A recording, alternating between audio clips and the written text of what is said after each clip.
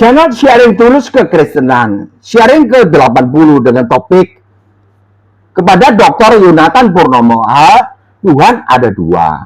Lukas 2 ayat 22. Serial BBC episode ke-8. Kepada Dr. Yonatan Purnomo H. Tuhan ada dua.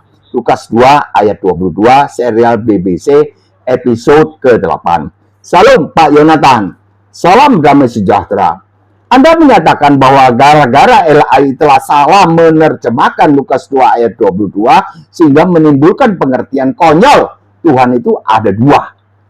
Saya heran kok Anda tampak asik sekali membahas kesalahan LAI seperti makan sedap-sedapan sampai jelibet detail menyebutkan 4 cara mengedit kalimat.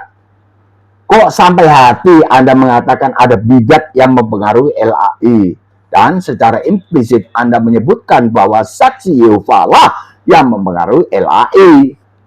Saya harap Anda sadar bahwa Anda sedang menyandang gelar doktor teologi. 2 kali lagi disebutkan. Dan dengan nilai terbaik, cum laude. Begitu kan? Jadi narasi yang Anda sampaikan lewat medsos itu sangat besar pengaruhnya. Dokter cek orang dengar pada. Sayangnya itu pengaruh yang sangat buruk terhadap tubuh Kristus. Pengaruh besar tapi buruk terhadap tubuh Kristus. Tapi ya pengaruh yang baik sekali bagi para penyesat. Yaitu orang-orang Kristen. Tubuh Kristus itu siapa? Orang-orang Kristen di Indonesia yang kitab sucinya cuma satu-satunya, yaitu yang terbitan LAI, Lembaga Alkitab Indonesia. Tidak ada yang lain. Mereka tergoncang imannya terhadap Alkitab. Ujung-ujungnya mereka akan meragukan iman mereka kepada Tuhan Yesus Kristus. Ragu. Perkataannya ya berarti meragukan keseluruhan.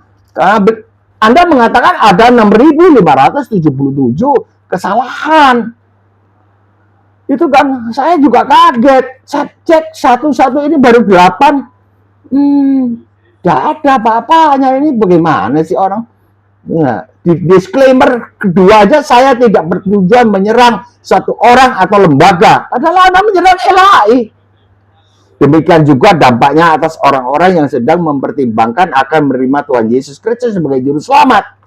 Mereka urungkan niatnya untuk itu karena ya narasi-narasi Anda. Mereka batal menjadi selamat.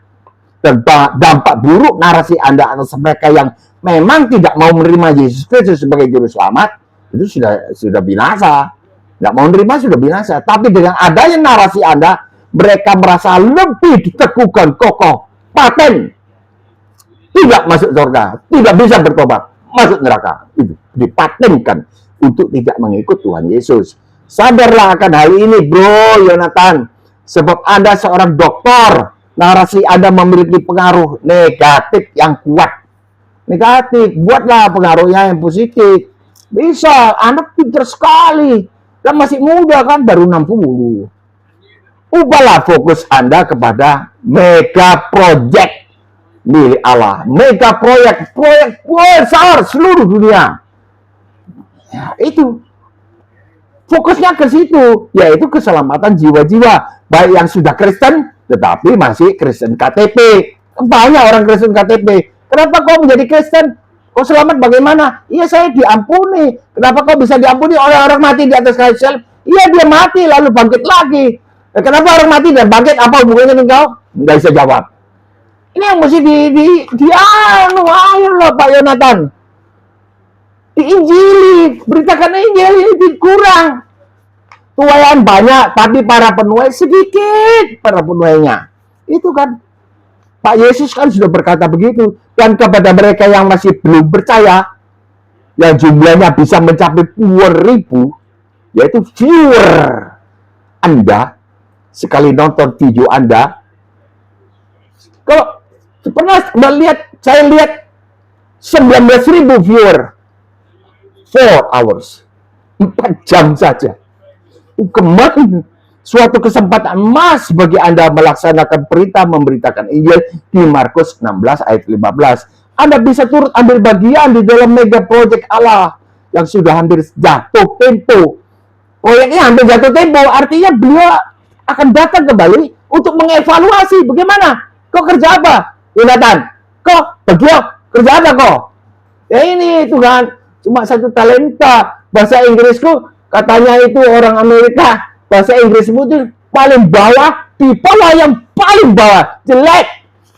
Tapi saya mempunyai 1 talenta yang saya kembangkan. Anda punya 10, mungkin 1000 talenta karena Anda orang Amerika, bahasa Inggris Anda itu you are native speaker. Tapi Anda tidak menginjil, masuk neraka Anda. Saya masih masuk surga, aku usahakan. Ya kalau tidak bisa menerjemahkan ya pakai alat-alat lah, pakai chat GPT atau apa. Itu yang diusahakan. Diusahakan 1 talenta ini. Upalah fokus Anda kepada mega proyek milik Allah, yaitu keselamatan jiwa-jiwa, baik orang yang sudah Kristen tapi masih Kristen KTP, dan kepada mereka yang masih belum percaya dan jumlahnya bisa puluhan ribu viewer sekali nonton video Anda. Suatu kesempatan emas bagi Anda melaksanakan perintah memberitakan Injil di Markus 16 ayat 15. Anda bisa turut ambil bagian di dalam proyek Allah itu yang sudah hampir jatuh tempo. Beliau datang kembali untuk mengevaluasi apa partisipasi masing-masing kita. Anda memiliki 10 talenta. Dibandingkan saya 1. Kembangkanlah talenta itu sampai menghasilkan 10 talenta juga. Yang punya 5 talenta, di antara Bapak, Ibu, saudara-saudara sekalian yang punya 5 talenta, kembangkan sampai 5 talenta. Ya kalau saya ini 1 talenta, ya aku kembangkan ya sampai 1 talenta lagi. Hasilnya kan gitu.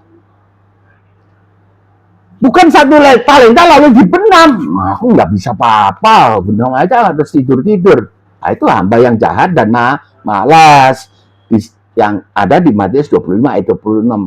Mengapa Anda tidak langsung saja menunjukkan terjemahan yang benar? Lukas 2 ayat 22, terjemahannya yang benar. Saya sampai sekarang belum bacakan ini masalahnya. Yang benar seperti apa, tunjukkannya. Kan prosesnya lebih sederhana dan hasilnya positif. Banyak jiwa-jiwa diselamatkan maupun dibangun dan diteguhkan imannya. Anda menyatakan keheranan Anda sejak munculnya Alkitab LAI tahun 1954, terjemahan tahun 1954, sampai 2024, kira-kira 70 tahun, semuanya diam. Saya sudah lahir belum? Saya baru 48 sampai 54. Ya berarti 48, 54, baru 6 tahun. Dan tidak bisa apa-apa. Tapi saya sudah simpan 1 Alkitab yang 1952. Ya kenapa diam saja? Nah, semuanya diam, tidak ada satupun yang bersuara. Ini Anda menyinggung orang-orang yang sudah senior. Mohon izin, saya mewakili orang banyak menjawabnya. Bahwa semua orang sudah tahu.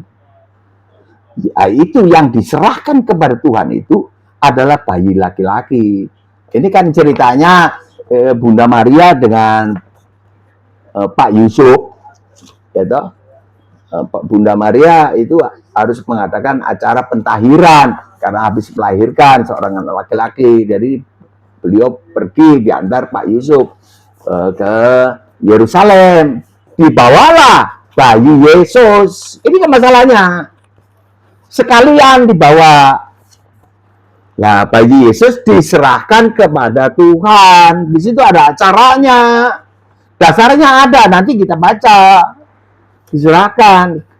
Nah, Pak Yonatan, Anda membaca Lukas 2 ayat 11. Mana malaikat di padang? Saya yakin malaikat Jibril. Karena beliau, malaikat Jibril sudah bicara sebelumnya dengan Pak Zakaria.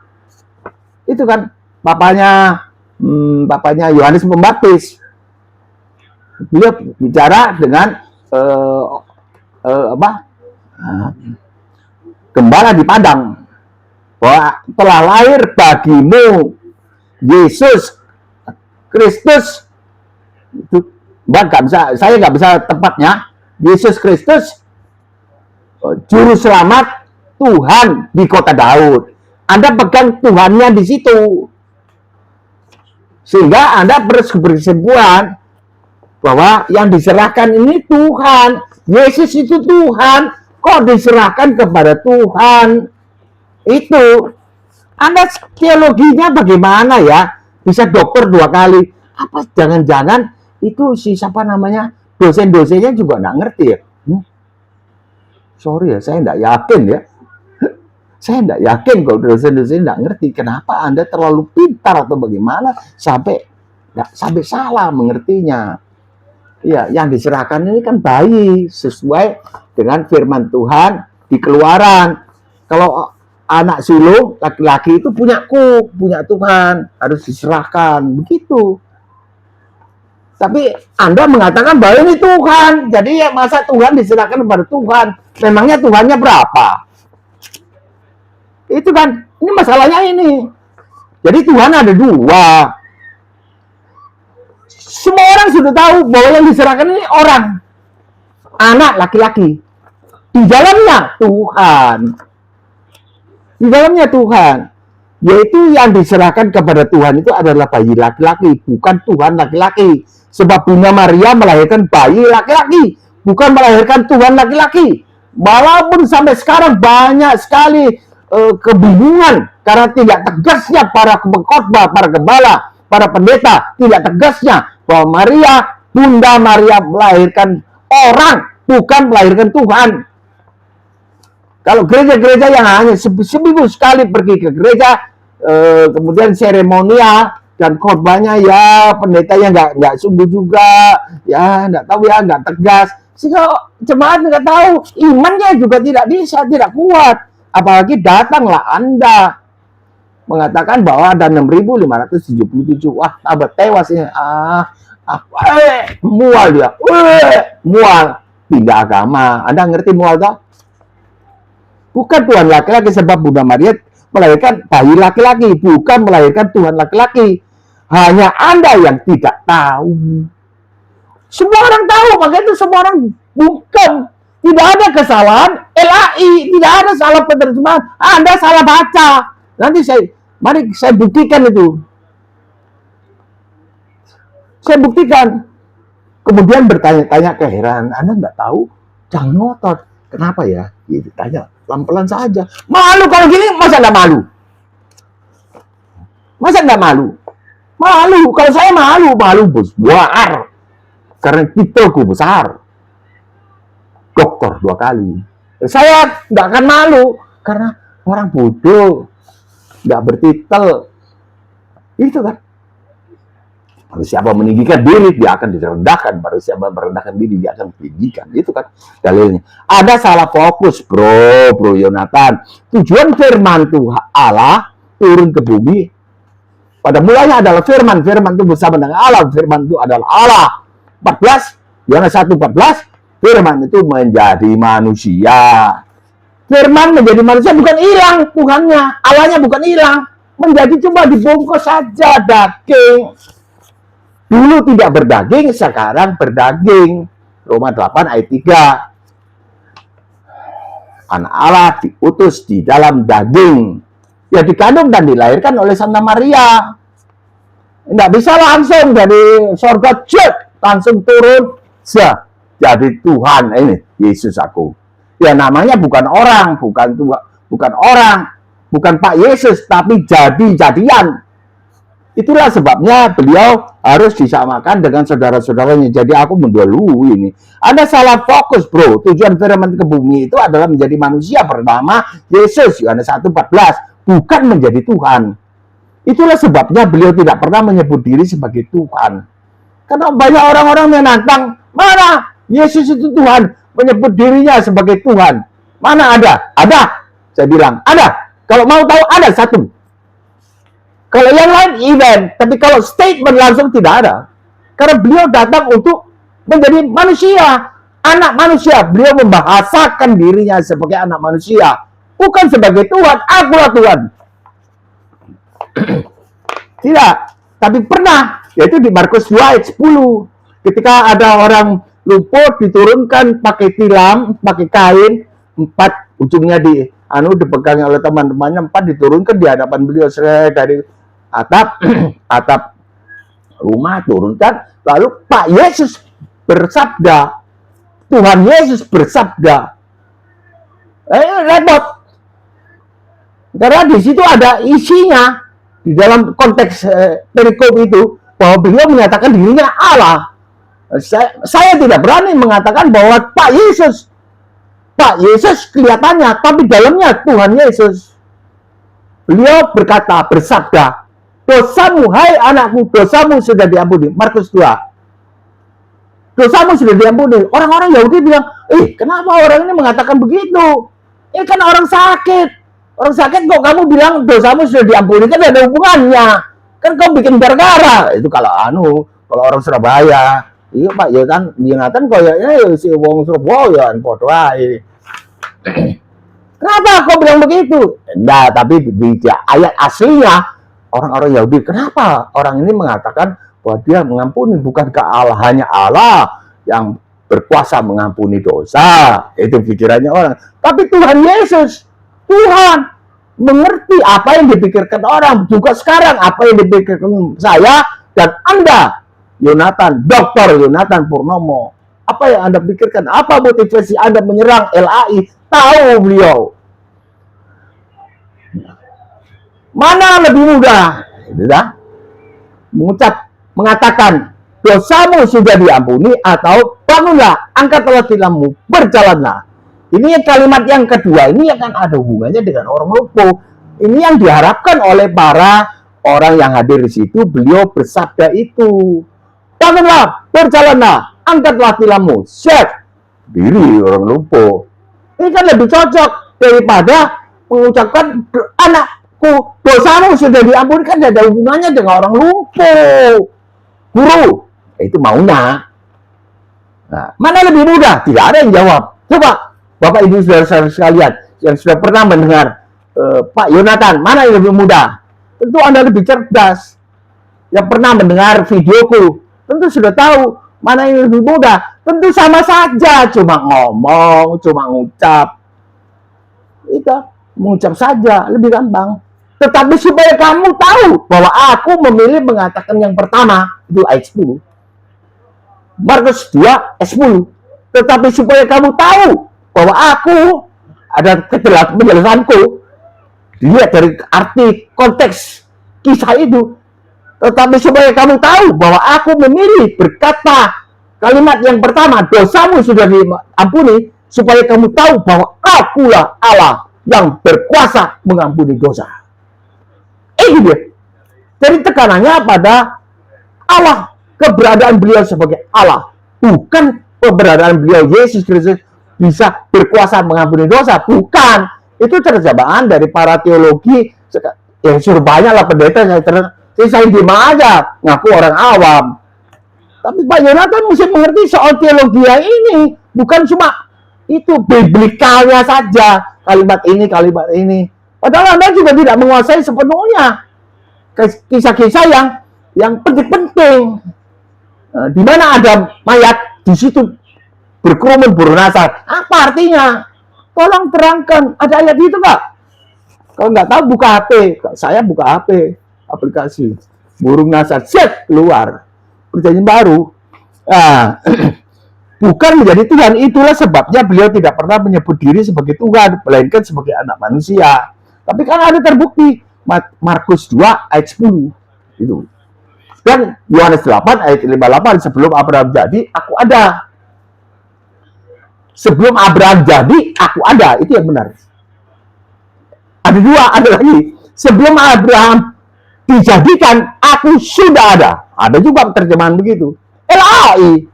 Ada lagi. Sebelum Abraham dilahirkan, aku sudah ada. Karena orang tidak mampu menerjemahkan. Ya ini orang yang membaca ini juga tidak mampu. Apa ya? Kok aku ada? Kan orang bilang, sebelum kau datang ke sini, aku sudah ada dari tadi. Menunggu kamu. Ayo sekarang berangkat ke kafe. Gitu. Aku sudah ada. Tidak pernah dibilangkan aku ada. Hanya Pak Yesus, Tuhan Yesus mengatakan aku ada. Ada artinya without the beginning and without the end. Tanpa awal dan tanpa akhir. Beliau Allah sendiri yang menjadi manusia. Itu. Kenapa Pak Yonatan Anda tidak mengurus ini? Ini kan lebih penting. Sudah genap, sudah selesai. Yohanes 19 ayat 30. Usutlah itu. Cari anunya. Yang benernya bagaimana. Terus bikin Alkitab biblikos. Jangan serang-serang LAI, malu. Setelah bangkit dari kematian, beliau tidak pernah menyebut diri sebagai anak manusia. Tidak pernah menyebut langsung, aku. Kepadaku telah diberikan segala kuasa di bumi dan di sorga. Oleh karenanya beritakanlah Injil ke seluruh dunia. Beritakan Injil kepada segala makhluk. Itu kepadaku. Enggak ditulis anak manusia. Coba carilah. Nah, jika Anda menemukan kesalahan di Lukas 2 ayat 22 tadi, sekaranglah kesempatan Anda untuk berbicara menunjukkan yang benar. Tetapi berbicaralah diam-diam kepada LAI yang selama ini telah ditunjuk oleh Allah.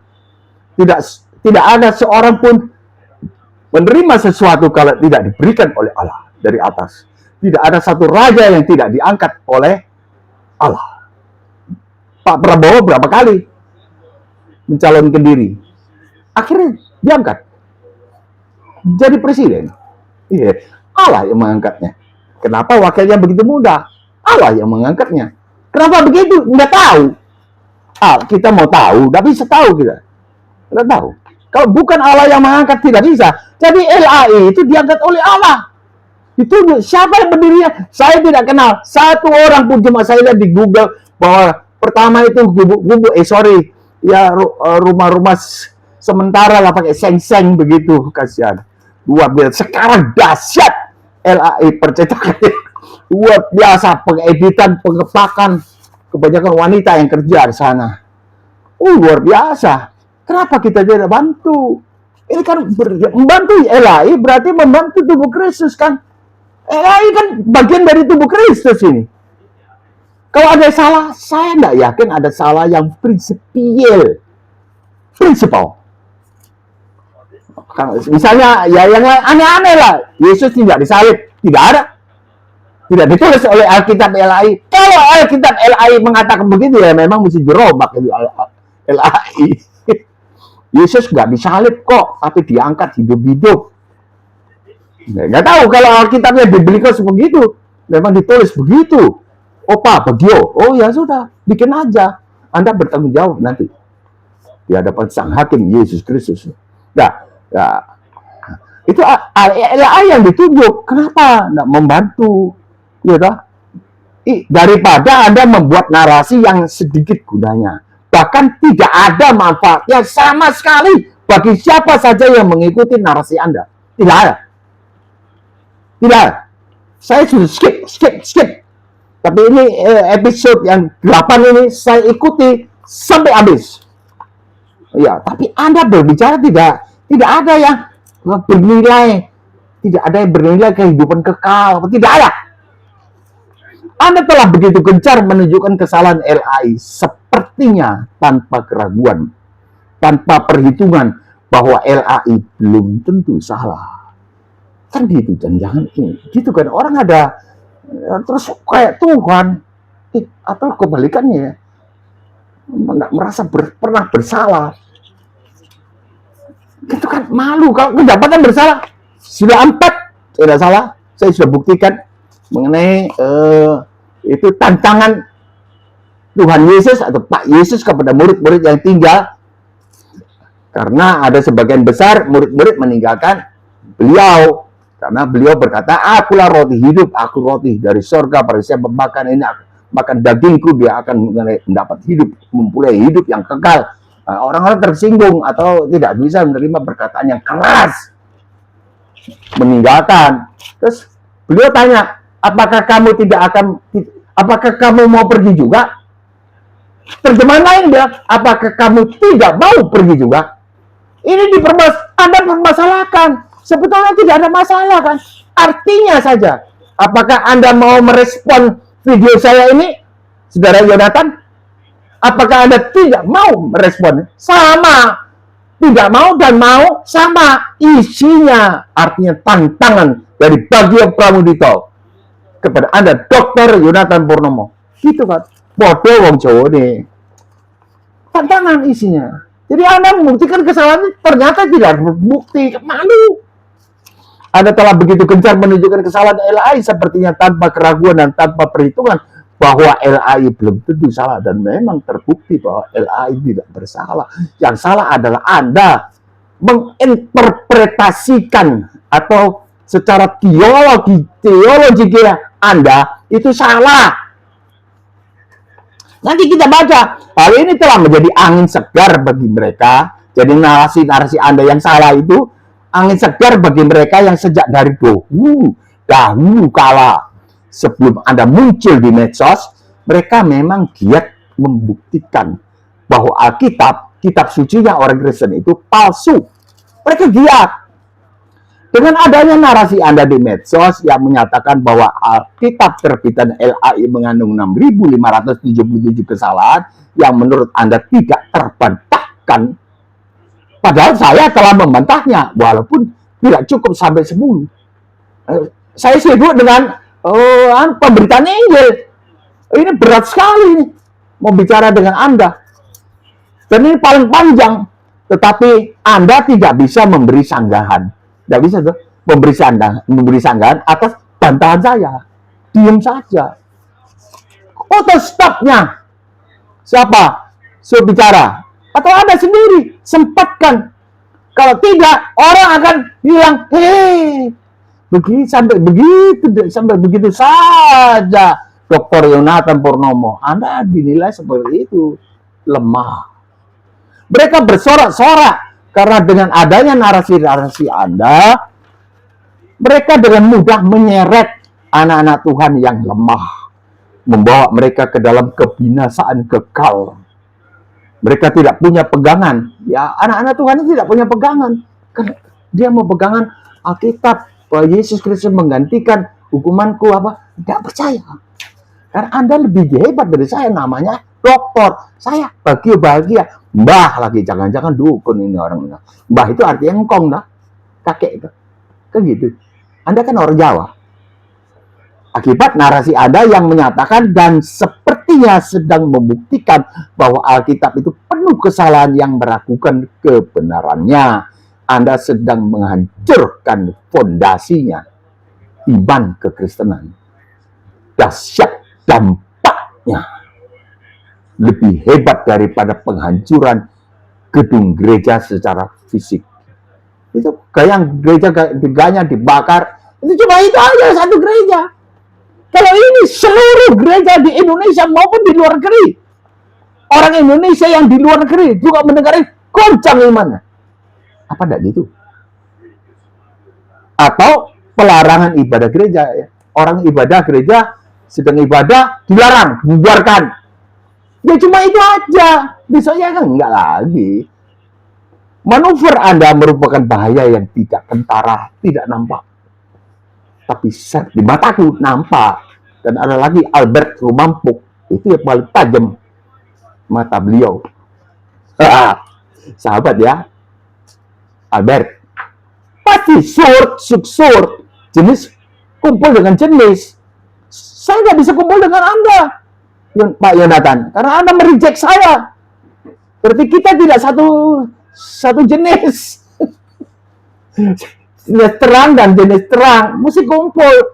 Kalau terang dan gelap nggak bisa kumpul. Itu kan sebabnya. Anda tidak suka berkontak dengan saya. Ini kita bahas. Dengan menolak saya. Anda tidak suka kan? Mereject saya untuk ikut di webinar Biblikos. Saya nggak ngerti dah kok terus host sedang rapat sendiri pribadi. Tunggu panggilan dari host. Terus putar. Tunggu, kok nggak ada. Besok minggu saya bilang enggak. Oh, kira-kira di reject ya. Saya tidak pernah menjadi host Pak Yonatan, belum pernah. Ya, cuma ini aja, memberitakan Injil aja. Tapi kelas berat loh. Tidak ada orang memberitakan Injil seperti saya bahwa Yesus Kristus itu bukan mengampuni, bukan juga meniadakan hukum Taurat, bukan juga mengampuni, tapi menggantikan hukuman. Bisa ditiru, boleh ditiru. Supaya Injil diberitakan di mana-mana, jangan sungkan. Jangan malu untuk meniru apa yang ditemukan oleh orang awam. Orang awam ini bukan orang awam biasa. Saya ditunjuk oleh Tuhan Yesus dari surga. Bagio, ganti gembalaku. Gembalaku begitu hebat, sekarang sakit tua. Saya disuruh ganti. Anda tidak suka berkontak dengan saya dengan menolak saya, mereject saya, atau menyuruh admin Anda untuk mengusir saya mengikuti Zoom webinar Biblikos seperti gelap, takut akan kehadiran terang lilin orang awam gundul. Itu persepsi saya. Jika pendapat Anda sebaliknya, bisa saja. Saya yang gelap, Anda yang terang. Bisa nggak? Saya gelap, bodoh, gelap. Mengapa Anda tidak panggil saya? Kalau Anda terang, mengapa Anda tidak panggil saya? Sini, opa. Nah, saya sudah SMA, kelas 2. Anda baru lahir. Itu, sini. Bisa. Ajar saya. Terangi saya sampai kegelapan atau kebodohan saya lenyap. Oh iya. Panggil saya. Kenapa Anda reject saya? Kalau Anda reject saya, berarti Anda yang gelap dong. Takut kepada terang. Tidak terang, tidak takut kepada gelap. Tidak takut. Ya. Saya kemudian menjadi sama terangnya, sama pinternya, tanda kutip tadinya, dengan Anda. Saya ajak Anda, mari kita bahas permasalahan Anda. Tuhan diserahkan kepada Tuhan. Memangnya Tuhan itu ada dua. Itu kan permasalahannya. Lukas 2:22. Ini kan masalah yang Anda hebohkan memakai sarana YouTube. Padahal belum tentu Anda yang benar. Jadi nggak usah menggebu. Saya juga sudah ukur nih. Jangan sampai saya menyalahkan Anda. Semakin anunya ke saya kan nggak tegas. Karena saya juga memeriksa diri. Siapakah yang tidak berbuat salah, tidak berbuat dosa? Siapakah yang tidak berbuat dosa? Hendaknya dia melempar batu untuk pertama kali. Anda yang benar. Padahal belum tentu Anda yang benar. Sampai 70 tahun terakhir ini, sejak 1954 sampai dengan 2024, semua orang diam. Ini kan yang Anda bilang. Tidak ada satupun yang bersuara atas kesalahan LAI. Anda katakan kesalahan LAI. Padahal nanti Anda terbukti bahwa Anda yang salah. Teologinya Anda salah. Coba, telepon saya. Anda kan tahu telepon saya, nomor telepon saya. 0852981948. Bukan kesalahan LAI ternyata. Saya tidak perlu membela LAI. Saya tidak kenal itu Pak Anwar Chen itu. Saya juga tidak tahu. Belakangan baru saya tahu bahwa beliau juga doktor. Ya, saya tidak kenal satu orang pun. Itu di mana alamatnya LAI itu Salemba atau mana. Pokoknya saya lihat di Google aja. Begitu saja. Tidak ada hubungan dan tidak berkepentingan dengan LAI. Saya berkepentingan dengan tubuh Kristus yang Anda hancurkan menggunakan kecerdasan Anda. Siapakah Anda? Nah, itu dia. Sedang diteliti. Saya teliti. Datanglah bahwa percaya pada saya, tapi jangan meninggalkan ketidakpercayaan. Itu kan pepatah atau peribahasa dari Tiongkok tuh. Zhongzhongguo. Nah, iya. Nah, kesalahan. Mengapa Anda tidak memeriksa diri? Jangan-jangan aku yang salah. Pernahkah Anda berbuat begitu? Mungkin juga pernah ya. Terus setelah itu yakin, wah, gencar. Sebab yang dokter itu bukan Anda saja kan? Kan banyak dokter, Pak Anwar juga dokter. Staf-stafnya penerjemahnya dokter pasti. Tapi saya nggak ngerti kenapa bisa dulu pakai Alkitab LAI, sekarang kok bisa a priori terhadap LAI. Tentu dosen-dosen Anda dulu sewaktu masih mahasiswa adalah pakar-pakar teologi yang tarafnya pasti di atas Anda. Ada mahasiswa, beliau itu kan dosen. Saya belum pernah kuliah ya. Baik teologi maupun kuliah umum enggak pernah ya. But I speak English ya. Kalau tidak, pasti tidak bisa menjadi dosen kalau enggak lebih tinggi dari siswanya, mahasiswanya. Kepiawaian mereka tentunya masih ada sampai sekarang. Kalau beliau itu belum meninggal. Tidak lenyap ketika Anda menyandang gelar doktor. Ketika Anda menyandang dokter, mereka lenyap, tewas semua. kedokterannya gugur atau jadi bodoh semua, sampai diam semua. Jangan begitu. Orang sombong akan meninggikan diri, akan direndahkan. Sekarang kita masuk ke dalam pokok masalah. Jika Anda berkenan mendengar langsung bahasan ini, tetapi saya tidak yakin Anda berkenan menonton ini. Sebab Anda harus lebih dulu berlatih berpuluh tahun agar terbiasa melakukan perintah di Filipi 2 ayat 7. Mengosongkan diri dan mengambil rupa seorang awam seperti Tuhan Yesus. Hendaklah engkau di dalam hidupmu bersama menaruh pikiran dan perasaan yang telah bercukur dalam Kristus Yesus, yang walaupun dalam rupa Allah tidak menganggap kesetaraan dengan Allah sebagai satu milik yang harus dipertahankan, yang walaupun dalam rupa dokter tidak menganggap kedokterannya sebagai satu milik yang harus dipertahankan, melainkan telah mengosongkan dirinya dan mengambil rupa seorang hamba. Mereka telah mengosongkan diri Anda dan mengambil rupa seorang hamba. Hambanya siapa? Hambanya orang awam. Sehingga bisa melayani. Itu kan? Enggak. Rupanya saja mengambil rupa. Saya 30 tahun belajar ini. Dari gembalaku. Hingga main broadcast. Menjadi hamba orang lain.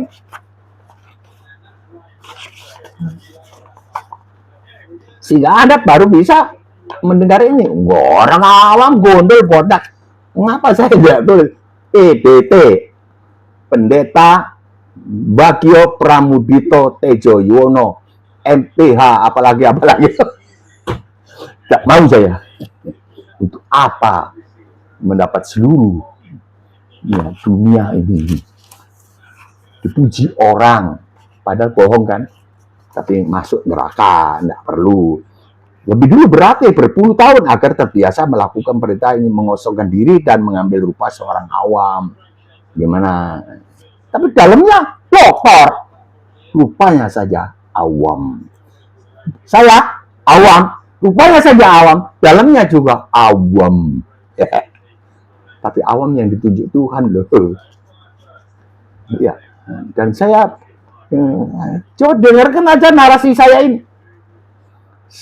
Dan Anda bisa mengukur levelnya narasi saya. Biarlah Anda utus saja anggota Biblikos untuk mewakili Anda mendengarkan bahasan saya ini, baru lapor. Bos, gini bos, itu botak bilang begini. Lukas 2:21. Dan ketika genap 8 hari, Yesus harus disunatkan. Ia diberi nama Yesus, yaitu nama yang disebut oleh malaikat sebelum dikandung ibunya. Saya perlu membahas ayat 21 lebih dulu, sebab ayat ini akan berlanjut ke ayat 22, ya kan?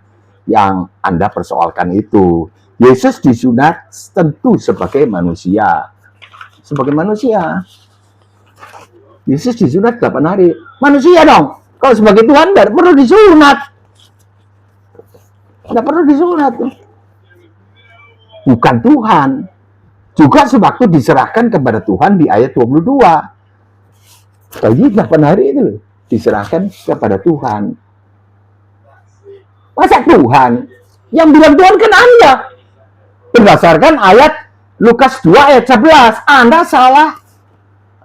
Teologinya salah kan. Itu kan mungkin biblikalnya Anda kenapa tidak memakai jurus biblikal? Tidak bisa. Tidak bisa. Mesti teologikal. Telah lahir bagimu seorang anak laki-laki. Itu kan. Kalau di situ Tuhan, juru selamat Tuhan di kota Daud. Diserahkan pada waktu diserahkan Yesus sebagai manusia, bukan Tuhan. 22 nanti dulu, tapi mesti ada alasannya. Ini saya mau jelaskan.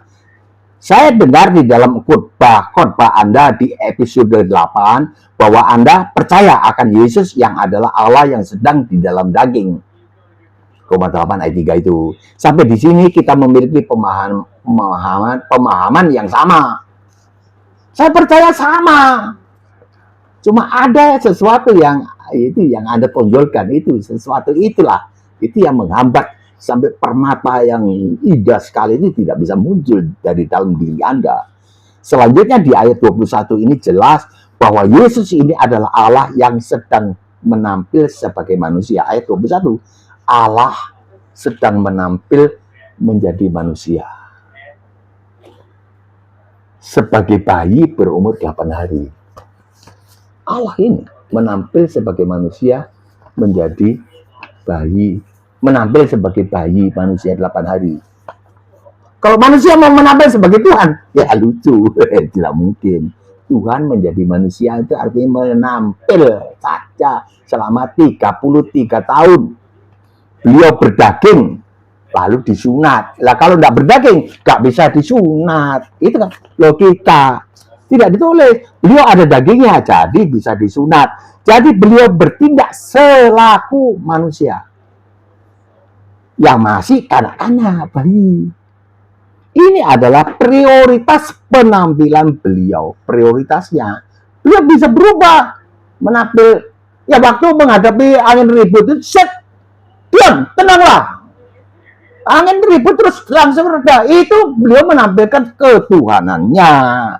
Tapi prioritasnya ketika menjadi anak bayi, prioritasnya beliau menampil sebagai manusia. Kita tidak melupakan keberadaan anak bayi bernama Yesus yang kecil ini. Ya, kita tidak melupakan keberadaan bukan semata-mata bayi biasa, melainkan beliau adalah Tuhan yang sedang di dalam daging. Untuk apa? Roma 8 ayat 3. Sebab apa yang tidak mungkin dilakukan hukum Taurat karena tak berdaya oleh daging, manusia tidak berdaya oleh daging, melakukan perintah dan menjauhi larangan hukum Taurat. Berarti harus masuk ke dalam neraka karena upah dosa adalah maut. Dia harus dihukum neraka. Telah dilakukan oleh Allah. Apanya? Hukumannya itu tadi. Ya, diambil alih oleh Allah. Bagaimana caranya? Dengan jalan mengutus anaknya sendiri di dalam daging. Itu anaknya sendiri di dalam daging. Kenapa Allah beranak? Tidak beranak dan tidak diperanakan. Ya terserah padamu lah. Tapi kalau Allah yang sejati, Bapa, Putra, Roh Kudus. Itu. Kalau bukan Bapa, Putra, Roh Kudus, bukan Allah. Ya aku sih berdasarkan Alkitab dong. Bukan kitab yang lain. Kalau manusia, tubuh, jiwa, dan roh. Kalau tubuh dan jiwa saja, binatang namanya. Ayo, mana ada rohnya? Mana ada binatang penyembah Allah? Tidak ada. Dia berkicau, burung berkicau, otomatis kasih program oleh Allah. Pagi-pagi, lihat matahari, subuh, terus berkicau. Citu. Ayam jantan berkokok. Bukan memuji Tuhan, bukan. Tapi semuanya itu bagi kemuliaan Allah. Kan begitu. Wah, kemana-mana ini. Nah, ini di dalam daging. Mengutus anaknya sendiri di dalam daging. Yang serupa dengan daging. Yang dikuasai dosa. Daging kita dikuasai dosa. Karena dosanya Bapak Adam. Allah telah menjatuhkan hukuman atas dosa di dalam daging. Allah menjatuhkan hukuman atas dosa. Bukan menjatuhkan hukuman atas orang. Tapi dosa yang dijatuhi hukuman atas daging di dalam daging sang anak Allah yang tidak berdosa. 4, Roma 8 ayat 4, supaya tuntutan hukum Taurat digenapi di dalam kita, umat manusia yang tidak hidup menurut daging. Jadi setelah digantikan anak Allah yang dihukum, manusia selamat, tidak usah dihukum, harus hidup di dalam roh, bukan daging, yang tidak hidup menurut daging. Kita baca kalimat berikutnya. Ia diberi nama Yesus, yaitu nama yang disebut oleh malaikat sebelum dikandung ibunya. Kata dikandung oleh ibunya menyatakan penggenapan ayat di Yohanes 1 ayat 14. Firman itu telah menjadi manusia, dikandung oleh ibunya. Anda setuju bahwa manusia itu harus dikandung dan dilahirkan oleh seorang wanita? Setuju kan? Tetapi karena beliau itu Allah yang menjadi manusia, jadi beliau bukan orang yang dijadikan di dalam perut ibunya. Dan Yesus Kristus tidak dijadikan oleh kuasa Allah di dalam rahimnya, di dalam perutnya Santa Maria. Tidak. Itu Yohanes 1:14. Firman itu telah menjadi manusia. Itu kan juga sabdanya Tuhan lewat malaikat Jibril. Maria, engkau akan mengandung dari Roh Kudus. Itu. Jadi tidak dijadikan di dalam perutnya atau rahimnya Santa Maria. Nah, manusia itu harus dikandung dan dilahirkan oleh seorang wanita. Jadi Tuhan Firman itu tidak lanjut, turun langsung jatuh ke bumi menjadi manusia, bukan. Itu namanya jadi-jadian. Jadi harus melalui rahim seorang wanita. Nah, tetapi karena beliau adalah Allah yang menjadi manusia, maka Santa Maria bukanlah ibu secara biologis beliau, melainkan sebagai sarana saja. Sarana itu apa sih? Numpang lewat. Nah, itu istilah saya ya. Agar Yesus disamakan dengan kita di dalam segala hal. Ibrani 2 ayat 13. Kesimpulan kita di Lukas 2 ayat 21, Yesus dikandung oleh Santa Maria, disunat dan diberi nama Yesus adalah bertindak selaku manusia. Bukan selaku Tuhan, bukan. Selaku manusia toh. Selaku manusia, disunat. Nangis tentu. Lukas 2:22 kita masuk di dalam ayat yang dipermasalahkan. Dan ketika genap waktu pentahiran, ini aslinya menurut hukum Taurat, mereka membawa dia, Yesus, ke Yerusalem untuk menyerahkannya kepada Tuhan. Dikutip dengan pengertian, saya kutip dengan pengertian, Lukas 2 ayat 22, dan ketika genap waktu pentahiran, ini saya dengar juga di khotbah Anda di episode 8, BBC episode 8, yaitu pentahiran Santa Maria sehabis melahirkan. Kalau habis melahirkan anak laki-laki 40 hari lamanya. Masa pentahiran itu kalau anak perempuan yang dilahirkan 80 hari. Menurut hukum Taurat Musa, mereka membawa dia, Santa Maria dan Yusuf membawa juga bayi Yesus beserta dengan mereka yang sedang di dalam rangka pentahiran Santa Maria sehabis melahirkan. Jadi dibawa juga. Jadi ada dua acara ke Yerusalem untuk menyerahkannya kepada Tuhan. Saya kutip ulang pertanyaan Anda di dalam narasi BBC episode 8. Di mana Anda mengutip ulang Lukas 2 ayat 11. Lalu memakainya sebagai dasar bahwa Yesus itu Tuhan. Lukas 2. Bisa saja, ini teologi Anda. Nggak tahu Anda lulusan STT mana ya. Lukas 2 ayat 11. Hari ini telah lahir bagimu. Saya nggak apal-apal ini. Juru selamat, yaitu Kristus Tuhan. Telah lahir bagimu juru selamat, yaitu Kristus Tuhan di kota Daud. Juru selamat, Kristus Tuhan di kota Daud. Ini kata malaikat kepada gembala di padang. Lanjut narasi Anda. Ini Anda kutip. Kita percaya, ini kata Anda ini, bahwa Yesus itu Tuhan. Tuhan sendiri yang turun ke bumi menjadi daging. Tuhan sendiri yang turun menjadi daging.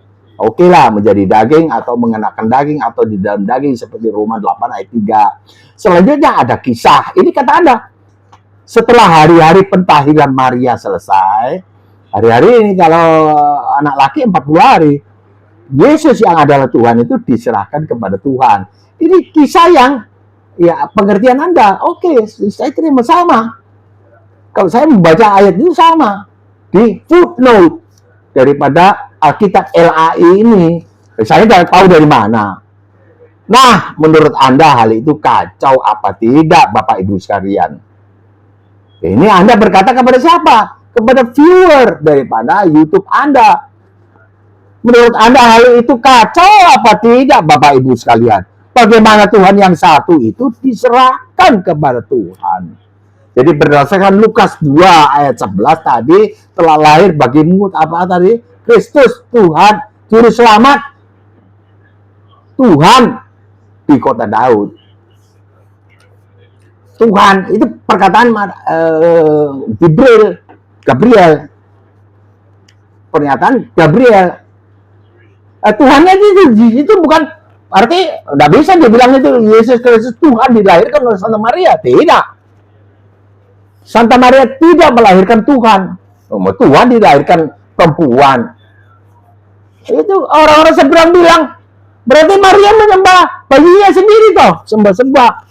Bayinya dilahirkan, wah, ada sembah-sembah. Bukan.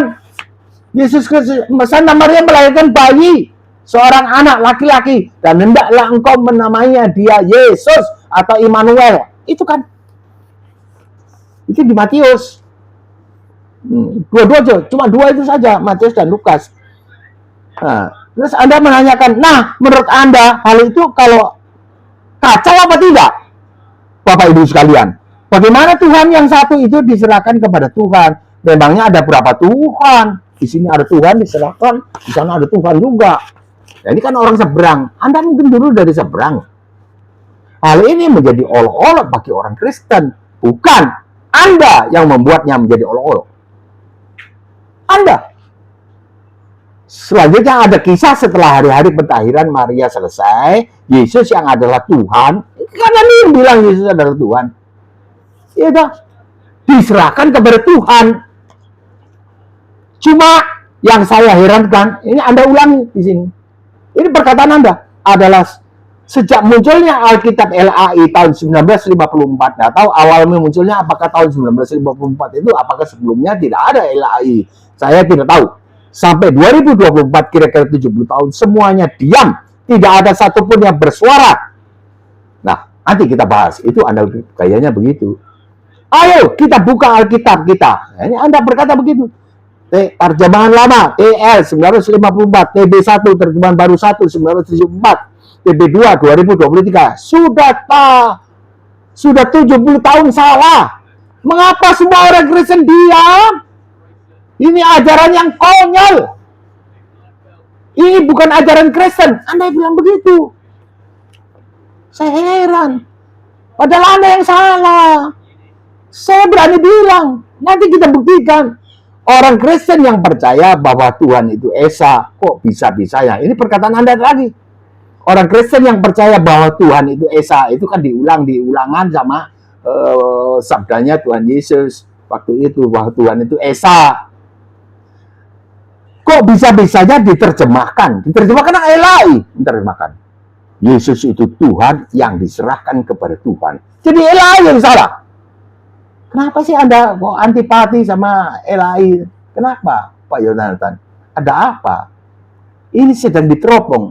Dan mari, saya akan mengajak, saya akan bersekutu dengan itu Albert Romampuk. Tadi saya sudah dengar itu anunya, narasi beliau. Aneh-aneh Anda. Ada lagi orang lain lagi. Saya mau bersekutu dengan mereka. Sur. Jenis berkumpul dengan jenis. Terang dengan terang. Menerangi yang gelap.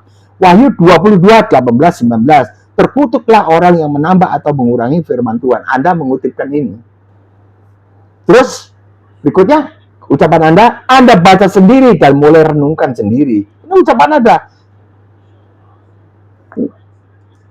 Sadarkah Anda, Dr. Yonatan Purnomo, bahwa Anda sedang berbicara di medsos? Ini saya punya ucapan. YouTube di hadapan 99,99999% orang yang belum atau tidak percaya. Ini. Kita mulai dari kesalahan. Ini ucapan Anda lagi. Saya jelaskan lebih dulu supaya Bapak Ibu memiliki paradigma yang sama dengan saya, dengan Yonatan Purnomo. Kesalahan penyalinan, salin, teks sumber disalin.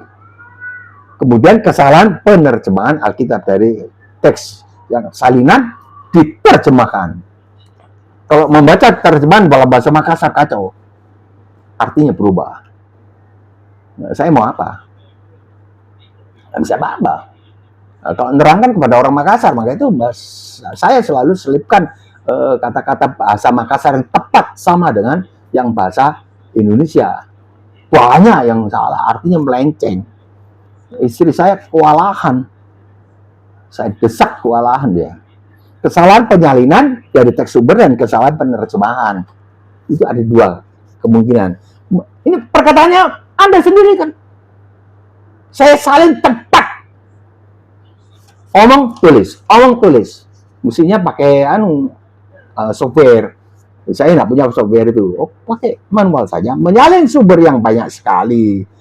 Nah, salinan ini ada yang benar, ada pula yang tidak benar. Nah, oke lah, Anda katakan gitu. Kesalahan ada yang tidak disengaja. Saya tidak membicarakan hal itu. Tidak disengaja, human error katanya. Dan ada pula yang disengaja. Nah, kalau Anda tidak bisa menunjukkan satu data disengaja, Anda telah melanggar hukum. mencemarkan nama baik LAI. Tapi kita kan dari dulu, pokoknya saya sudah dengar bahwa tidak usah orang Kristen kan tidak mau urusan dengan polisi apa itu, tidak mau. Sebab perintahnya hendaklah engkau saling mengasihi, jangan melawan orang yang berbuat jahat kepada kamu. Matius 5:39, Matius 5:44, kasihlah musuhmu, berdoalah bagi orang yang menganiaya kamu. Mungkin Pak Anwar Chen sedang kelas giat-giatnya mendoakan Anda, Pak Yonatan. Kesalahan itu ada yang tidak disengaja, ada pula yang disengaja. Ini tidak boleh, berkata ini tidak boleh. Kalau tanpa data, salah. Mereka itu pada waktu menyalin teks sumber, salin, telah memiliki interpretasi dari teologi tertentu. Terus disalin. Oleh karena dia telah memiliki pandangan teologi tertentu, mereka mengubah sehingga tidak sesuai dengan teologi di Indonesia. Ini orang luar. Nah, cara mengubahnya ada 4 cara. Dan seterusnya. Diubah kalimat positif menjadi aktif, jadi pasif. Pindahkan titik komanya dan sebagainya. Demikian ada membuat skenario bagaimana LAI sengaja mengikuti paham tertentu yang terlarang. Bisa didengar ulang di episode 8 ini. Yang saya sesalkan adalah mengapa Anda menghebohkan masalah ini ke hadapan orang yang tidak percaya. Gitu. Kenapa mesti bicarakan dengan orang yang tidak percaya? 1 Korintus 6 ayat 1, apakah ada seorang di antaramu yang jika berselisih dengan orang lain berani mencari keadilan pada orang-orang yang tidak benar? Ini buktinya Anda telah bertanya kepada viewer video. Nah, menurut Anda hal itu kacau apa tidak, Ibu Bapak sekalian? Bagaimana Tuhan yang satu itu diserahkan kepada Tuhan? Memangnya ada berapa Tuhan? Nggak boleh. Cek dulu. Manusia ini serba salah. Anda begitu yakin nggak salah? Dan bukan pada orang-orang kudus. Curhatnya itu loh. 6. Adakah saudara yang satu mencari keadilan terhadap saudara yang lain? Dan justru pada orang-orang yang tidak percaya. Ini kan curhat tentang LAI. Bagaimana? Apa tidak kacau, saudara-saudara? Ini diterjemahkan begini sehingga Tuhan diserahkan kepada Tuhan. Tuhannya 2.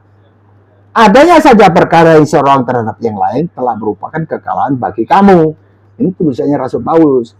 Intinya kehendak Tuhan Yesus adalah kita selesaikan masalah rumah tangga kita, rumah tangga Kristen ini secara intern. Jangan curhat kepada orang yang belum atau tidak percaya. Belum percaya atau tidak percaya. Yang ramai menonton video Anda. Malu kan? Malu. Dari yang komen, yang sangat sedikit komen dari anak-anak Tuhan. Dari yang komen itu. Bahkan boleh kata tidak ada yang komen anak Tuhan. Tidak ada. Kalah, tenggelam. Sebagian besar viewer adalah dari orang seberang yang sedang bersorak-sorak. Welcome to our religion. Saya menangis melihat sepak terjang Anda yang terbuai oleh semangat yang salah. Sasaran. Salah, bro. Sasaran Anda yang benar adalah memberitakan Injil, bukan menyerang LAI. Memberitakan Injil. Dan kitab suci Alkitab terbitan LAI. Nggak bisa. Ini dampaknya dahsyat. Lebih dahsyat daripada pengganyangan gereja. Lebih dahsyat. Pengganyangan gereja kan gereja dibangun sebentar. Ya paling sebulan lah. Sudah jadi lagi gereja. Kumpul-kumpul dana sudah jadi lagi. Ya, kebetulan anakku memborong. Yaitu sesama tubuh Kristus. Kitab suci. Bukan menyerang LAI dari kitab suci Alkitab terbitan LAI. Yaitu sesama tubuh Kristus. Kan tubuh Kristus LAI. Pak Anwar Chen itu tidak satu tubuh dengan kita. Satu tubuh. Sadarlah bro, Anda salah langkah bro. Anda sedang meruntuhkan tubuh Kristus. Tubuh Kristus. Saya tidak berkepentingan dengan LAI. Nggak ngerti modelnya kayak apa. Belum pernah lihat aja ketemu. Oh ini. Tapi baru-baru sudah lihat di foto-foto di YouTube. Pak Anwar Chen.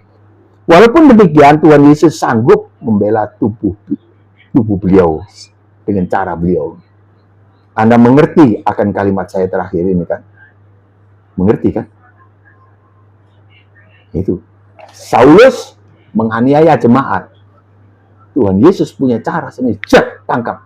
Jadi Rasul Paulus. Itu positif. Kalau yang negatif, sudah saya ceritakan berulang-ulang. Contoh yang paling jelas di Perjanjian Lama kan? Nadab dan Abihu. Pelanggar sedikit saja. Terus langsung dicabut. Mati. Di muka Allah. Sedang melayani Allah. Berbaliklah arah sekarang. Anda salah arah. Saya dengan sangat terpaksa menanggapi hal ini secara terbuka di medsos pula. Karena Anda tidak bisa ditegur empat mata seperti yang Tuhan Yesus telah memberi arahan di Matius 18 ayat 15. Tegurlah empat mata. Ya, kalau tidak bisa baru panggil saksi 1 atau 2 orang. Kalau dia tidak mau mendengarkan, panggillah, sampaikanlah kepada jemaat. Kalau disampaikan kepada jemaat tidak mau, baru anggaplah dia orang yang tidak mengenal Allah. Putus hubungan. Itu Matius 18 ayat 15 mulainya. Tapi kan tidak bisa sebab Anda telah mereject saya berbicara dengan Anda di webinar. Anda tidak pernah menghubungi saya. Anda kan tahu nomor telepon saya. Dan saya memberitahukan resmi. Waktu ikut di webinar ini tiga kali atau 4 kali. Yang 1 kali itu 3 menit saja. Yang 3 kali itu cukup lama sampai habis. Tapi saya tahu nomor telepon Anda. Tapi saya tidak etis kalau menelpon Anda. Anda sebetulnya menelpon saya. Begitu. Kita ini bersaudara, masa bermusuhan sih? Anda dari mana sih dulunya? Apa dari kecil terima Tuhan Yesus? Apa berapa tahun Anda? Kebaktian berapa saat umur ini? Berapa kali kebaktian di dalam gereja yang Anda ikuti? Atau Anda suatu seorang gembala? Adakah kebaktian penyembahan di dalam acara kebaktian Anda? Adakah? Nah, ini mengukur seberapa dalam kerohanian Anda. Saudaraku Yonatan, berhentilah. Jangan lanjutkan manuver Anda. Ubahlah menjadi pemberitaan Injil. Sekalipun berita Injil ini menurut terjemahan Anda, nggak apa-apa. Menggunakan Alkitab Biblikos. Sekali belum terbit, Alkitab Biblikos masih dalam proses pengeditan, nggak apa-apa. Beritakan Injil kan sudah ada di sini. Masa tidak ada Injilnya? Saya aja orang awam ada Injilnya di seluruh hidupku ini. Ya sekian lamanya 37 tahun nih. Ya belum menempa diri sendiri sejak 2018 sampai sekarang. Kita kembali ke pokok masalah. Ini masalahnya. Ini teknikal ya. Lukas 2:22. Dan ketika genap waktu pentahiran menurut hukum Taurat Musa, pentahirannya Santa Maria, mereka membawa dia, Yesus, ke Yerusalem untuk menyerahkannya kepada Tuhan. Yesus dibawa ke Yerusalem setelah selesai acara pentahiran untuk Bunda Maria yang habis melahirkan 40 hari. Anda di BBC 8 ini pun saya sudah mendengar penjelasan Anda juga cocok.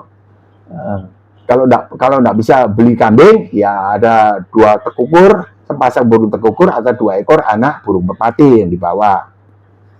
Lukas 2:23 ayat berikutnya, seperti ada tertulis dalam hukum Tuhan, semua anak laki-laki sulung harus dikuduskan bagi Allah. Ulangi. Dan ketika genap waktu pentahiran Bunda Maria, menurut hukum Taurat Musa, mereka membawa dia ke Yerusalem. Mereka membawa bayi Yesus ke Yerusalem untuk menyerahkannya kepada Tuhan. Bayi Yesus diserahkan kepada Tuhan. Seperti ada tertulis dalam hukum Tuhan, semua anak laki-laki sulung harus dikuduskan bagi Allah. Jadi Bunda Maria dan Pak Yusuf itu mengerti sekali aturannya, bahwa anak laki-laki bukan Tuhan. Anak laki-laki ini diserahkan kepada Tuhan, kan gitu. Keluaran 13:12, maka haruslah kau persembahkan bagi Tuhan segala yang lahir terdahulu dari kandungan. Anak sulung. juga setiap kali ada hewan, ini nggak bisa dibaca. Jadi persembahan bagi Tuhan itu adalah yang lahir terdahulu, yang sulung. Yesus sulung, dipersembahkan kepada Tuhan. Nah, jadi sudah tahu masalahnya. Walaupun malaikat di padang gurun berkata di Lukas 2 ayat 11, hari ini telah lahir bagimu juru selamat, yaitu Kristus, Tuhan di kota Daud. Juru selamat Kristus, Tuhan di kota Daud.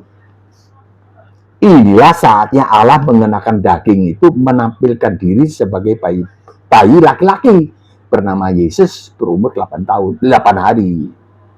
Inilah saatnya Allah yang mengenakan daging menampilkan diri sebagai bayi laki-laki bernama Yesus berumur 8 hari. Jangan pandang ketuhanan beliau. Gitu kan. Di dalamnya bukan, tapi menampilkan bayi laki-laki. Begitu kan. Yang tidak sedang.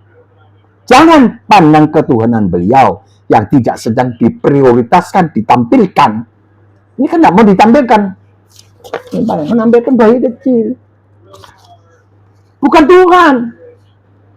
Makanya pada waktu lahirnya juga, waktu-waktu malaikat Jibril bersabda kepada Bunda Maria, engkau akan mengandung dari Roh Kudus dan akan melahirkan seorang anak laki-laki.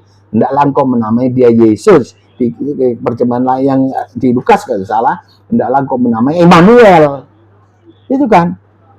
Jadi beliau Pak Yesus ini tidak sedang menampilkan diri sebagai Tuhan, tapi menampilkan diri sebagai orang yang tidak sedang diprioritaskan, ditampilkan Tuhannya itu tidak ditampilkan.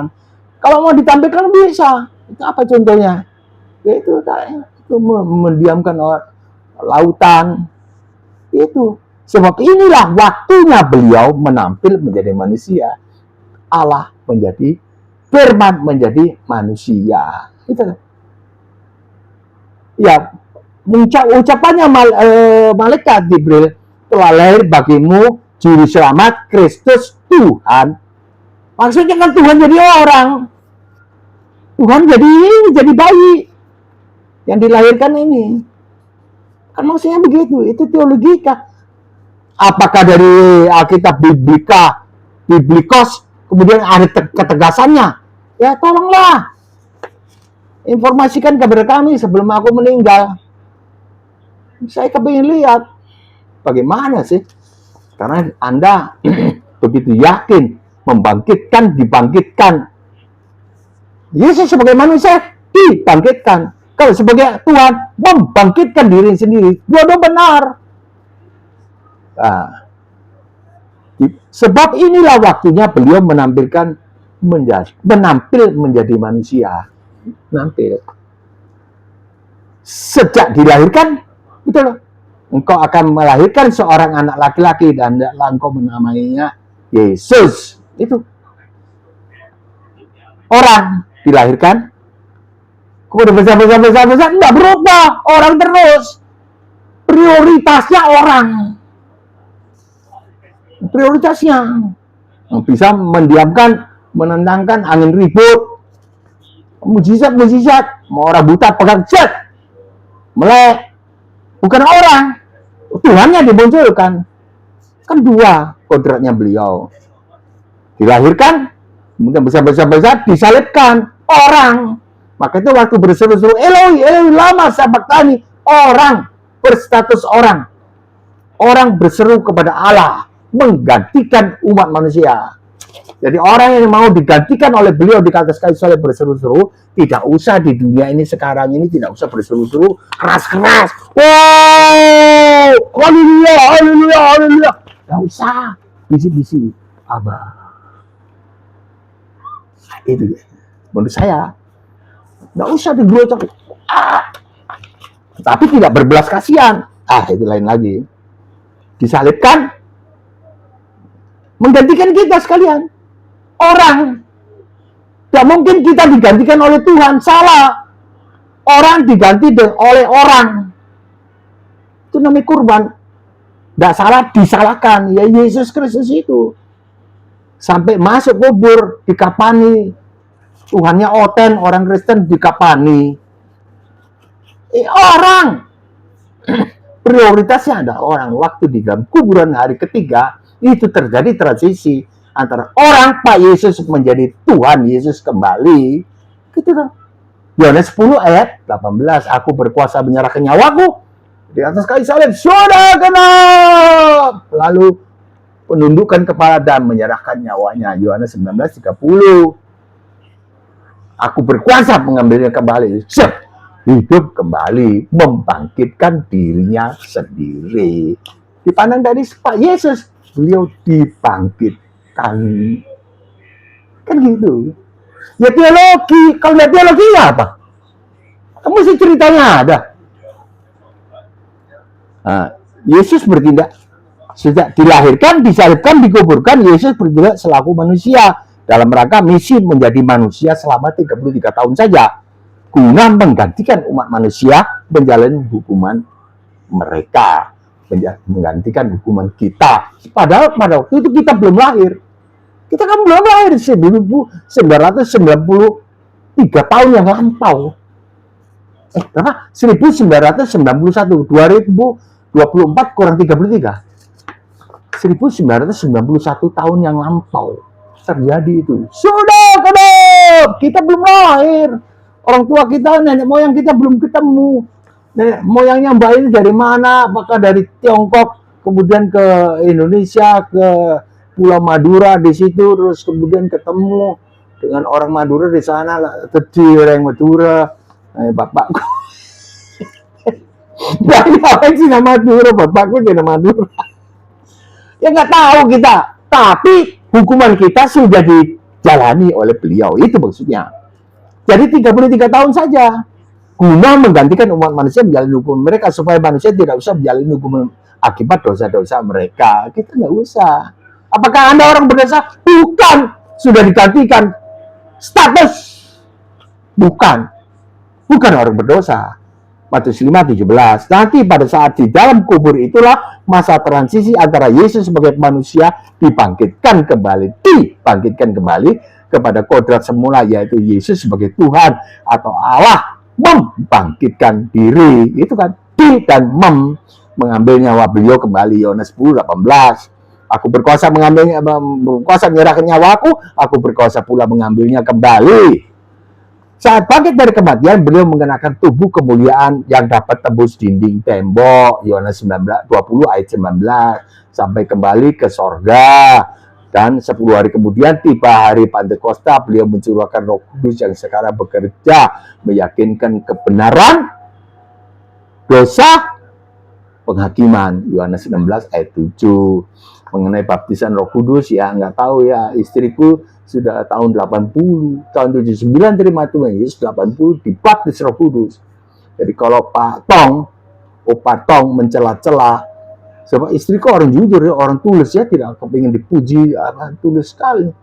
Seperti anak-anak, dibaptis Roh Kudus. Saya sampai sekarang belum. Kau abu saja, beliau. Saya bilang, abu tapi abu mahal Tuhan. Nilaiku. Tuhan telah membeli saya kan. Saya menjadi milik Anda. Milik Anda. Milik Tuhan. Ya. Harganya telah lunas dibayar. Bukan dengan emas dan perak. Melainkan dengan darah Tuhan Yesus Kristus. Di atas kayu salib. Darah yang maha kudus. Yang maha kuasa. Semoga Roh Kudus meyakinkan Anda, Bro Yonatan Purnomo, akan kebenaran ini. Jadi ungkapan Anda, Yesus itu yang adalah Tuhan, diserahkan kepada Tuhan, itu adalah pendapat yang salah. Yesus, yang benar adalah bayi laki-laki umur 8 hari bernama Yesus, yaitu anak sulung Santa Maria, tanda kutip, sedang diserahkan kepada Tuhan, guna memenuhi perintah semua anak laki-laki sulung harus dikuduskan bagi Allah di kitab Keluaran 13:12.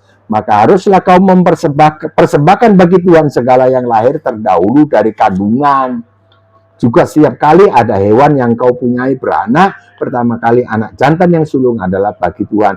Diserahkan.